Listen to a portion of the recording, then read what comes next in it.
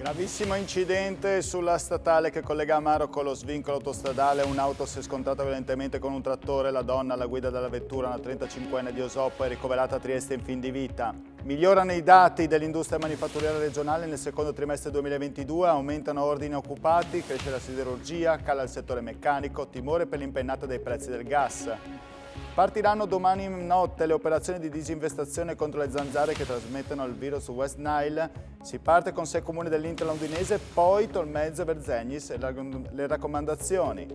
Iniziato il conto rovescia per la riqualificazione dell'area ex Dormish a Udine, al suo posto la nuova sede dell'IDS Malignani, un'area verde, una piazza coperta, a ottobre via le demolizioni.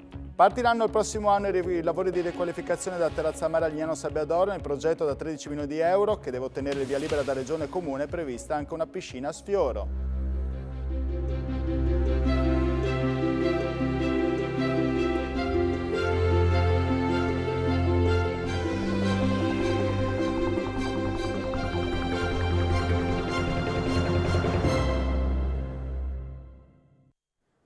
Buonasera e ben ritrovati con l'informazione di Telefriuli. In apertura, come avete sentito dai titoli, la cronaca con il gravissimo incidente avvenuto ad Amaro nella mattinata di oggi. Si trova in gravissime condizioni una giovane donna di Osoppo. Servizio. Uno schianto tremendo, poi la corsa in ospedale. Una 35enne di Osoppo si trova in fin di vita, ricoverata in condizioni disperate al Catinara di Trieste. La donna è stata soccorsa oggi a seguito di un incidente avvenuto attorno alle 11 ad Amaro, lungo la statale che collega il comune Carnico allo svincolo autostradale. A scontrarsi frontalmente, per cause in fase di accertamento da parte della polizia locale della comunità di montagna della Carnia, sono stati 2 mezzi, un trattore e una Fiat 600, entrambi condotti da 2 donne. Secondo i primi rilievi, proprio la 35enne, alla guida della piccola utilitaria, avrebbe invaso la corsia opposta percorsa in quel momento da un mezzo agricolo con rimorchio carico di sifone di mais. Lo schianto è stato terribile, tanto che la ragazza al volante della Fiat è rimasta incastrata tra le lamiere, ferita gravemente. Dopo l'allarme lanciato al 112 sul posto sono intervenuti i sanitari del 118, i vigili del fuoco di Tolmezzo e il personale della polizia locale. Proprio i pompieri hanno operato a lungo prima di liberare la giovane dalla scocca deformata della vettura. La donna è stata poi trasportata al pronto soccorso Giuliano in codice rosso. Diversi disagi alla viabilità sulla strada statale 52, il tratto coinvolto dal sinistro è rimasto interdetto al traffico per lunghe ore prima che l'arteria venisse liberata dai mezzi incidentati. 2 persone sono state soccorse e trasferite sempre all'ospedale Catinara di Trieste a seguito di un secondo violento frontale, questa volta avvenuto alle 15 di oggi lungo la strada regionale 14 a San Giovanni di Duino all'altezza della cartiera Burgo. Lo scontro si è verificato alle 15 quando per causa in corso d'accertamento da parte dei carabinieri della stazione locale una Lexus ha invaso la corsia opposta andando a impattare contro una Jeep. Feriti entrambi i conducenti dei veicoli, il conducente della berlina giapponese è una 70enne di Staranzano che ha riportato traumi gravi al torace e un 36enne di Manzano che ha subito diversi traumi agli arti inferiori. Dopo i soccorsi a lungo l'arteria è rimasta bloccata in attesa dei rilievi. Brutta sorpresa al rientro delle vacanze per diversi residenti a Udine. Un intero condominio posto nelle vicinanze del centro storico è stato preso di mira da alcuni ladri acrobati la notte di Ferragosto. Un cittadino svegliato dai rumori ha visto 2 persone fuggire in bicicletta nel cuore della notte e indagano carabinieri. Sentiamo. Passano al settaggio un intero condominio di Udine ma scappano quasi a mani vuote. È successo la notte di Ferragosto a Udine quando alcuni ignoti sono entrati in una grande palazzina di Viale Volontari della Libertà approfittando del periodo vacanziero e dell'alta probabilità di poter agire praticamente indisturbati. Almeno 6 su 25 gli appartamenti messi a soqquadro dai malviventi che per entrare nelle abitazioni dello stabile signorile hanno scassinato porte, scardinato infissi e tagliato tende parasole. Per passare da un appartamento all'altro ed evitare di forzare le porte blindate più solide, gli agili rapinatori hanno pericolosamente scavalcato in 2 occasioni i parapetti dei terrazzi posti al 4° e al 5° piano. Fortunatamente magro il bottino complessivo del rastrellamento. Molte delle case visitate infatti erano in realtà sfitte o disabitate. I ladri sono riusciti ad arraffare solamente pochi contanti, ori e gioielli, lasciati sul posto invece tutti gli altri beni materiali più ingombranti come tablet, computer e cellulari. Un'impronta di scarpa è stata lasciata su una sedia, altri segni sono stati invece trovati all'ingresso del palazzo dove un complice, lasciato evidentemente di vedetta, assegnato i campanelli delle vittime. Questo almeno è quanto risulta da alcune delle denunce consegnate al momento ai carabinieri e alla Polizia di Stato del capoluogo udinese. Non è escluso, inoltre, che altri condomini di rientro dalle ferie in questi giorni possano aggiungersi alla lunga lista degli appartamenti rovistati. Colpo da 10.000 euro ieri mattina in una stazione di servizio del Manzanese. Tra il via vai di avventori un malvivente ha avuto gioco facile nell'appropriarsi del contante chiuso in una cassettina all'interno del locale. La somma del bottino corrisponde all'incasso del self-service nel periodo di chiusura per ferie dell'attività, che aveva abbassato le serrande dal 5 al 22 di agosto. Verso le 13 di ieri, quando i titolari sono andati ad aprire la cassettina per versare il ricavato dalle prime ore di lavoro, si sono accorti che era vuota. Hanno allertato immediatamente le forze dell'ordine, che ora stanno indagando sul furto. È stato fermato con l'utilizzo del taser, poi è stato trasferito nel carcere di Gorizia. È la fine che ha fatto un goriziano dopo aver tentato il suicidio nel cortile della propria abitazione. Il concitato episodio avvenuto ieri notte ha portato al ferimento, fortunatamente non grave, dei 5 carabinieri intervenuti dopo aver ricevuto la segnalazione del gesto estremo. Alla vista delle forze dell'ordine l'uomo ha iniziato a gridare frasi minacciose e ingiuriose all'indirizzo delle forze di polizia presenti, a lanciare anche mattoni, pietre e bottiglie all'indirizzo delle gazzelle di servizio, danneggiandole pesantemente. A supporto dei carabinieri anche gli agenti della questura di Gorizia. Dopo vari tentativi di convincimento che non sortivano alcun effetto, l'uomo è stato quindi fermato con il taser. Sono grazie alla pistola a impulsi elettrici le forze dell'ordine sono riusciti quindi a bloccare l'uomo. Anziché volare verso Londra, è atterrato direttamente nel carcere di Gorizia. È la fine che ha fatto un passeggero straniero che a Ferragosto si è presentato all'aeroporto di Ronchi dei Regionali munito di passaporto falso. Poco prima dell'imbarco il 33enne ha tentato di oltrepassare la barriera dei controlli mostrando con una certa nonchalance il documento artefatto. I modi disinvolti non l'hanno comunque aiutato a superare le verifiche degli agenti della Polizia di Frontiera Marittima presenti nello scalo del Trieste Airport. Il 33enne è stato pertanto tratto in arresto, associato alla casa circondariale di Gorizia. Lo scorso 17 agosto il Tribunale di Gorizia ha convalidato quindi l'arresto e ha rilasciato il nulla osta all'espulsione. Commovente incontro privato tra i vertici della base di Aviano e la famiglia di Giovanni Zanier. Il quindicenne, travolto e ucciso a Porcia da una militare americana che guidava ubriaca. Nella struttura militare previste anche veglie di preghiera. Domani i funerali del ragazzo a Pordenone. I vertici della base di Aviano hanno abbracciato la famiglia di Giovanni Zanier, il ragazzo di 15 anni, travolto e ucciso a Porcia dall'auto di una soldatessa statunitense che guidava ubriaca. Una breve visita privata piena di commozione sincera, di dolore e vicinanza che il comandante del 31esimo Fighter Wing, Ted Clark, ha espresso ai parenti del ragazzo, restando a disposizione anche per future esigenze. La grande famiglia USAF, che ad Aviano conta quasi 10.000 persone tra militari e congiunti, ha espresso in questo modo lo stato d'animo che si respira nella base, dove Giulia Bravo, l'aviere ventenne, ai domiciliari dal 21 agosto. La giovane, come ha sottolineato il suo legale Aldo Massarut, è ancora fortemente frastornata. I funerali di Giovanni saranno celebrati domani pomeriggio alle 16 nella chiesa del Beato Dorico a Pordenone. Sono annunciate numerose autorità locali e anche una delegazione della stessa base, presenza concordata con la famiglia. Gli Zanier, secondo quanto è trapelato, hanno molto apprezzato le scelte del comando. Prima dell'abbraccio erano già state espresse le condoglianze ufficiali, seguite da un breve contatto telefonico, ma per mostrare la sincerità del cordoglio, la comunità USA nella base ha organizzato anche veglie di preghiera. La tragedia ha fortemente colpito i vertici americani. Da anni è in vigore un protocollo rigidissimo sull'assunzione di alcol ed è diffusa una campagna sul bere responsabile che aveva dato significativi risultati sulla diminuzione dell'incidentalità. Un percorso paziente e virtuoso che è stato però quasi cancellato dall'incidente dopo la rotonda, poche centinaia di metri dalla discoteca di Roveredo, dove paradossalmente vittima e investitrice avevano trascorso la serata senza conoscersi e senza sapere che i loro destini si sarebbero tragicamente incrociati. Passiamo ora alla politica. 4 liste alla Camera e 3 al Senato. La Corte d'Appello ha rigettato in tutto la candidatura di 5 partiti per le elezioni del 25 settembre. Ora i diretti interessati potranno presentare ricorso entro le 19 di domani sera. Vediamo. Sono 5 i partiti esclusi dalla corsa elettorale sui 21 che si sono presentati. La Corte d'Appello del Tribunale di Trieste ha comunicato ai diretti interessati, Pensiero e Azione, Destre Unite, Partito Animalista, Forza Nuova e Gilet Arancioni, che la loro candidatura non era considerata valida in quanto sprovvisti delle firme, 750, quelle necessarie in Friuli Venezia Giulia.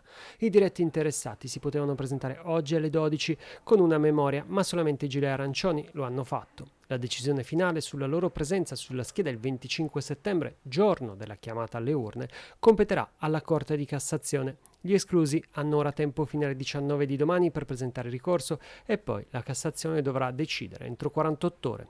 Questo significa che l'estrazione della posizione dei simboli sulle schede avverrà verosimilmente tra domenica pomeriggio e lunedì in tarda mattinata. Va precisato che sui 21 che si erano presentati non tutti avevano deciso di candidarsi a entrambe le Camere del Parlamento. Nessun rilievo invece per tutti gli altri partiti che erano provvisti di una esenzione dalla raccolta delle firme, come previsto dalla legge, o che hanno ottenuto le sottoscrizioni con i banchetti. Pagina economica, nel secondo trimestre del 2022 cresce l'industria manifatturiera regionale rispetto al periodo gennaio-marzo, a segnalarlo l'ufficio studi di Confindustria Udine che però sottolinea come ci siano grandi differenze tra i singoli comparti. Sullo sfondo c'è sempre la paura dell'impennata del prezzo del gas. Crescono siderurgia, legno, mobile e carta, ma crollano meccanica, alimentare e plastica. È sostanzialmente positivo il bilancio dell'industria manifatturiera regionale nell'indagine trimestrale di Confindustria elaborata dall'ufficio studi di Confindustria Udine. Il secondo trimestre, aprile-giugno, fa segnare una crescita di più 1,9% rispetto al primo trimestre, gennaio-marzo, ma con andamenti molto diversi fra i vari settori. Il dato peggiore lo fa segnare la meccanica con un meno 6,7%, mentre il migliore è quello della siderurgia, più 5,9%. La crescita dell'attività economica nel trimestre estivo si riflessa anche sul mercato del lavoro, con un incremento degli occupati dell'1,2% a giugno rispetto a marzo. Le previsioni degli operatori regionali per i prossimi mesi sono orientate al permanere di un quadro stazionario, con possibili rischi al ribasso. Gli ordini risultano in aumento dell'1,1% rispetto allo scorso anno, ma in calo del 3,3% sullo scorso trimestre. La nostra è un'imprenditoria tenace e flessibile, ha commentato Gianpietro Benedetti, presidente di Confindustria Udine, che ha dato prova di buona capacità di reazione. I mesi che ci attendono saranno molto sfidanti, con grandi elementi di incertezza, conclude Benedetti, geopolitici, costi energetici, tensioni nelle catene di approvvigionamento e evoluzione della pandemia. L'investimento del gruppo ucraino Metinvest e Danieli di Butrio a San Giorgio di Nogara è stato al centro di un incontro tra l'assessore regionale attività produttive Sergio Emilio Bini e i sindaci di Latisana, Lignano e Marano Lagunare, ai quali la regione garantisce massimo interesse alla tutela della sostenibilità e alla salvaguardia del territorio. Sentiamo. Incontro a Lignano Sabbiadoro tra l'assessore regionale alle attività produttive al turismo e i sindaci di Lignano, Latisana e Marano Lagunare per ribadire il massimo interesse da parte della regione alla tutela della sostenibilità e degli interessi del territorio sul procedimento che dovrà accompagnare l'investimento del gruppo siderurgico ucraino Metinvest e Danieli di Butrio nella zona dell'Ausa Corno. Parliamo di un investimento economico di circa 1 miliardo di euro, parliamo di potenziali 800.000 posti di lavoro tra diretti ed indiretti. Ci mancherebbe altro se la regione Friuli Venezia Giulia in primis non mette la tutela di quello che è il paesaggio, di quello che è l'ambiente. Nel 2022 ci sono talmente tante rigide regole in termini di rispetto dell'ambiente, tale per cui se tu oggi costruisci un qualcosa di nuovo deve assolutamente rispettare l'ambiente stesso. A metà settembre la regione riceverà gli studi preliminari che consentiranno di esaminare i dettagli dell'investimento. Questo investimento prevederà 2 fasi, la prima, quella che stiamo vivendo ora, di infrastrutturazione dell'importante area dell'Ausa Corno, che la Regione già in questo assestamento ha messo i primi 20 milioni di euro e stiamo tutti lavorando affinché questo si possa realizzare, peraltro in tempi umani, ecco, per chi fa impresa. Qui si parla di 3 anni, quindi 36-40 mesi. Sabato arriverà a Trieste la nave che deve imbarcare i motori di Wärtsilä per il cliente coreano. I sindacati annunciano picchetti e il 3 settembre si terrà lo sciopero generale a Trieste. Si chiama UHL Fusion e in questo momento si trova nel Mediterraneo e la nave che sabato arriverà a Trieste ha il compito di imbarcare 12 motori di Wärtsilä per portarli al cliente coreano Daewoo. In questo momento serve l'aiuto di tutti, abbiamo creato queste azioni congiunte, quindi parte metalmeccanica ma anche parte portuale, per cercare di impedire l'uscita di questi motori, che è l'obiettivo che abbiamo fin dall'inizio con il presidio fuori dai cancelli di Wärtsilä, e adesso che dovrebbe arrivare questa nave durante il weekend è nella non uscita di questi motori. I motori sono la Sea Metal, controllata di Wärtsilä, e dovranno essere trasportati dagli operatori della Sea Dock che sono pronti a incrociare le braccia. Resta da capire per quanto. Le istituzioni devono fare il loro lavoro, quello che all'inizio è assolutamente stato impostato, adesso devono essere conseguenti perché il tempo sta camminando, ormai siamo verso il 14 settembre che è la scadenza dei 2 mesi, da là in poi sarebbe molto difficile andare a discutere. I sindacati sono pronti anche a fare i picchetti a oltranza, almeno fino a quando non ci sarà il tavolo al Mise che non si riunisce da luglio,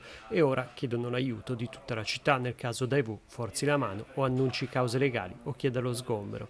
La città intanto si prepara perché il 3 settembre ci sarà lo sciopero generale. Noi vogliamo che questa sia una manifestazione che unisca i lavoratori di Wärtsilä, i lavoratori dell'industria, ma tutta la cittadinanza e la società civile del nostro territorio attorno a una vertenza simbolo. Il corteo partirà alle 17 da Foro Ulpiano e si snoderà fino a Piazza Unità, dove ci saranno i comizi dei leader nazionali di FIOM, FIM e WILM. Il gruppo SIOT risponde ai comitati circa il nuovo impianto di cogenerazione di Paluzza. Ora basta bugie, siamo pronti a incontrare di nuovo istituzioni e cittadini. Sentiamo. Siamo pronti a confrontarci nuovamente con istituzioni e cittadini anche per cancellare dubbi che derivano da informazioni palesemente errate e fuorvianti. La SIOT, la Società Italiana per l'Oleodotto Transalpino, ha confermato che ci sono già stati incontri con le istituzioni per la costruzione di una centrale di cogenerazione da fonti fossili nelle stazioni di pompaggio del Lago dei Tre Comuni e di Casteons di Paluzza. SIOT precisa che recentemente abbiamo letto sulla stampa dichiarazioni che hanno distorto gravemente aspetti fondamentali di questo progetto. Ad esempio, è totalmente scorretto parlare di una nuova stazione di pompaggio o non ricordare che questi interventi garantiranno un abbassamento totale delle emissioni di circa il 9%. E ancora, abbiamo già spiegato come non sia vero che SIOT prenda l'energia dalla centrale idroelettrica di Somplago o come questa possa essere considerata un'alternativa al progetto di cogenerazione. La società sottolinea che tutti possono esprimere opinioni, ma queste devono onorare la verità dei fatti e dei progetti. In un momento in cui il caro energia sta mettendo in ginocchio il comparto produttivo, viene sottolineato, e alla luce della necessità di far fronte all'evoluzione climatica con politiche attive di ammodernamento della produzione di energia, un atteggiamento contrario a prescindere da questo tipo di interventi, che sono ben al di sotto di tutti i limiti di emissioni previsti dalla legge, prosegue SIOT, sia non solo controproducente ma dannoso e anacronistico. Contro il progetto della centrale sono nati 2 comitati e proprio nei giorni scorsi il sindaco di Paluzza, Massimo Mentil, aveva sottolineato che il progetto rispetta la legge seppur l'impianto è previsto in pieno centro e che quel territorio necessita di un altro tipo di sviluppo. Passiamo alla sanità, parliamo del virus West Nile, ancora 24 ore di rinvio per le disinfestazioni contro le zanzare portatrici di questo virus. La decisione è arrivata dalla riunione tra sindaci e direzione sanitaria con le operazioni che partiranno domani notte. Nel fine settimana disinfestazioni anche in Carnia, vediamo. Altre 24 ore di tempo per avvisare la cittadinanza e poi via alla disinfestazione. E questa è la decisione arrivata dalla riunione tra i sindaci dell'Interland settentrionale di Udine, direzione sanitaria regionale e vicepresidente Riccardo Riccardi. La riunione è stata convocata d'urgenza ieri sera a seguito di un frenetico tam tam proprio riguardo alla disinfestazione, prima annunciata, poi rinviata ad oggi e infine fissata nuovamente a domani. Necessaria in ogni caso perché in diversi esemplari di zanzara nella zona di Adegliacco è stato trovato il virus West Nile. Molti cittadini non hanno ricevuto informazioni sulla disinfestazione e per questo è stato concesso più tempo alle amministrazioni comunali per prendere tutte le precauzioni necessarie. Nel corso dell'operazione di disinfestazione adulticida, quindi mirata alle zanzare adulte e non alle uova, sarà obbligatorio tenere porte e finestre chiuse, non far uscire gli animali domestici ed evitare di stendere all'esterno. Ortaggi e frutta coltivata vicino alle strade dovranno essere consumati 72 ore dopo le operazioni. Verrà usato un prodotto che si autodegrada al suolo in 2-3 ore dopo lo spargimento, con efficacia contro le zanzare per 6 o 8 settimane.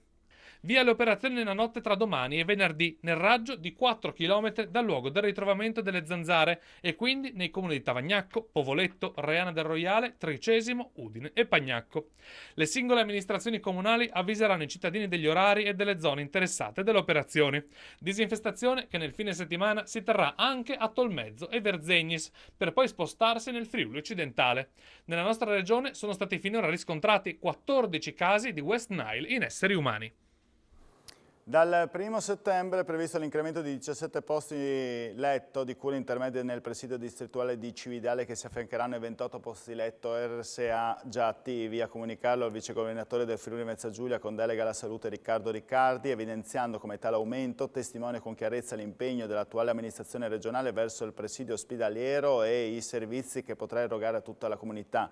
Proprio per il 1 settembre è attesa una manifestazione di protesta da parte dei comitanti a difesa dell'ospedale di Cividale.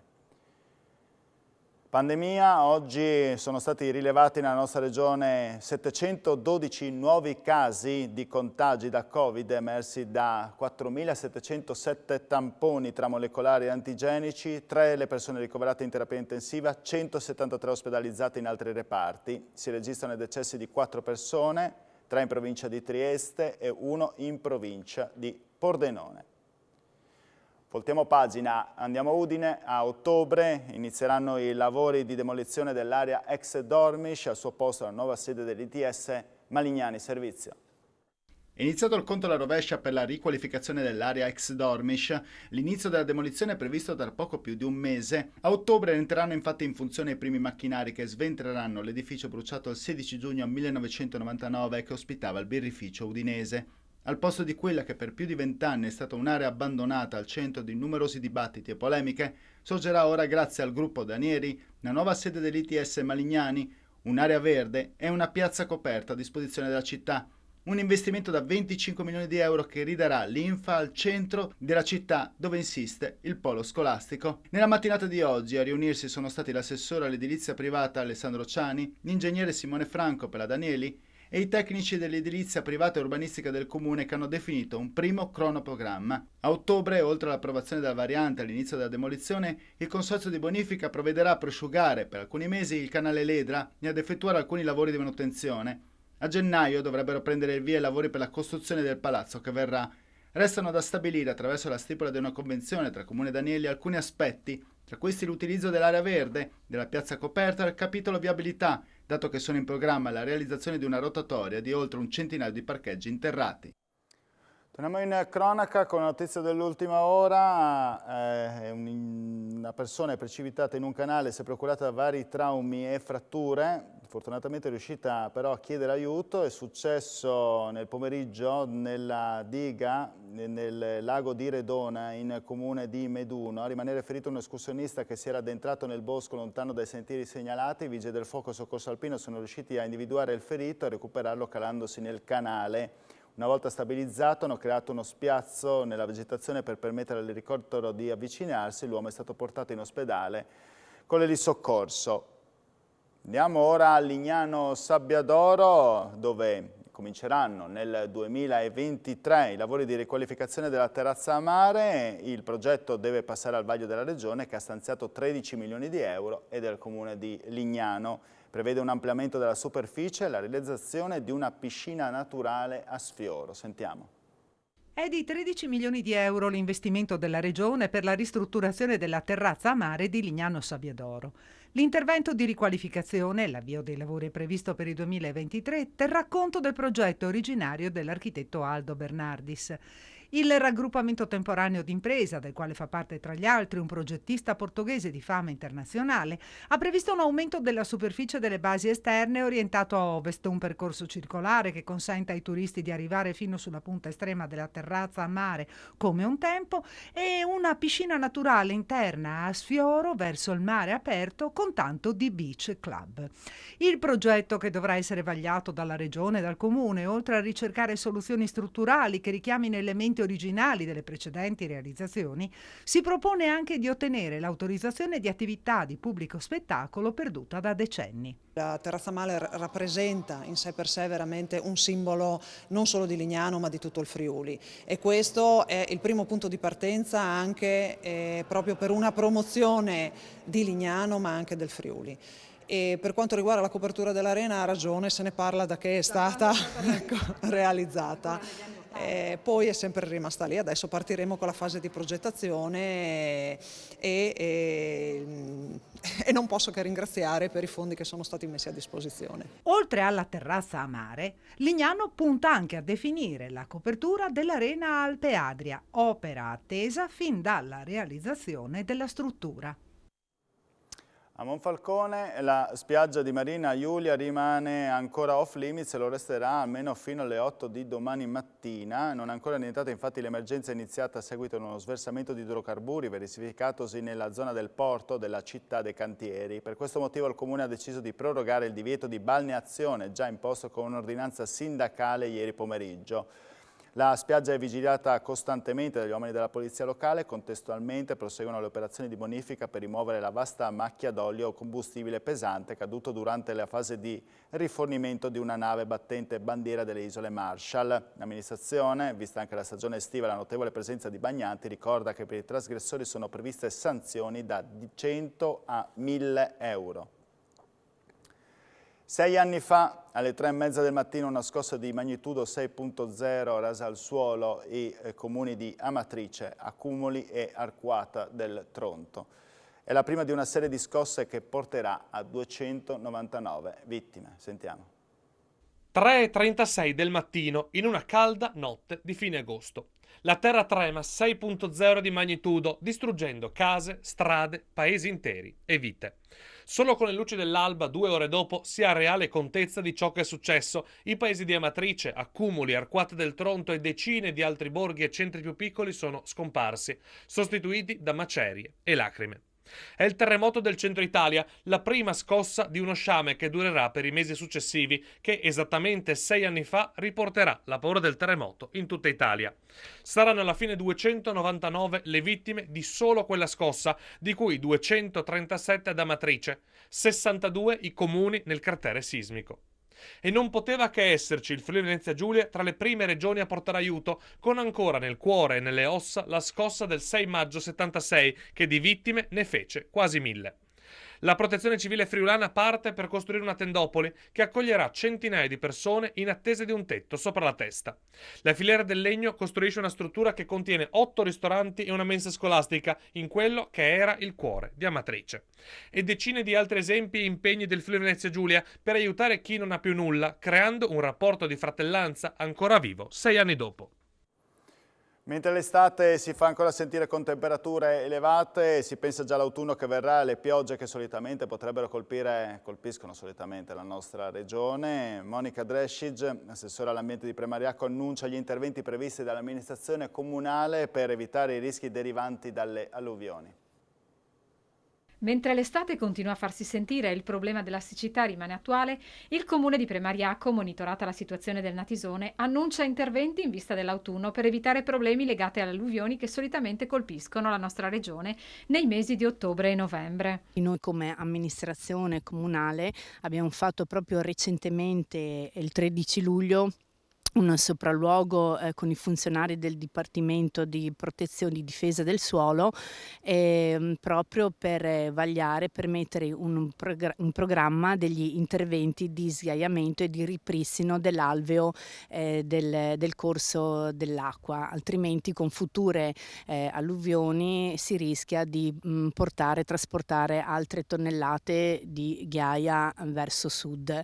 Questa siccità, come ben si sa, è una cosa eccezionale quest'anno, però non è detto che questo non sarà il futuro. Bisognerà pensare a qualcosa di strutturalmente difensivo nel senso che qualcosa che si accumuli e si possa riutilizzare l'acqua. In tal senso siamo in contatto con il consorzio di bonifica Bassa Friulana proprio per individuare dei possibili invasi da adibire in futuro, progettare degli accumuli di acqua per lo stoccaggio e poi il riuso.